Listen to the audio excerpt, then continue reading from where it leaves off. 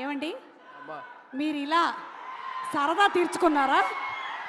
గౌనేసి నగలేసి. అంటే ఏం లేదండి. ఆ, ప్రతి ఒక్క అబ్బాయిని ఆ అమ్మాయిలాగా తయారు చేయడం మదర్ అలవాటు.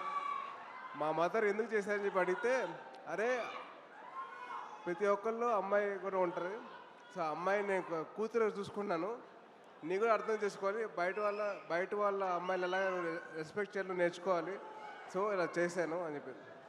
సో సో మా మదర్ చేసింది ఏంటంటే, ఎదురు అమ్మాయిల్ని రెస్పెక్ట్ చేయడం నేర్చుకో అని చెప్పి నాకు ఈ డ్రెస్ చేశారు. అంటే ఇదంతా మీకు అప్పుడే అర్థమైందా? ఇప్పుడు కాదు, తర్వాత చెప్పారు. ఓకే.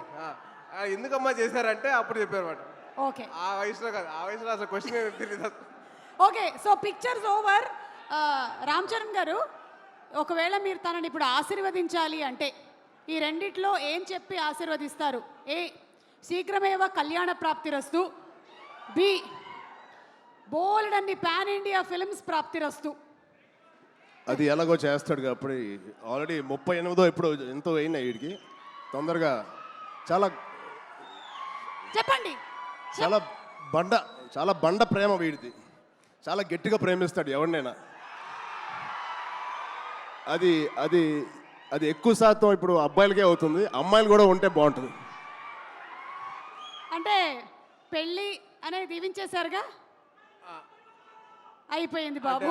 అట్లా అంతే అనుకోండి. అంతే అంతే. అంతే. అక్కడ ఆల్రెడీ సంసార సాగరాన్ని ఈదుతున్నారు. ఇప్పుడు 41 రోజుల మాలలో ఉన్నారు స్వామి. ఓకే. ఏదైనా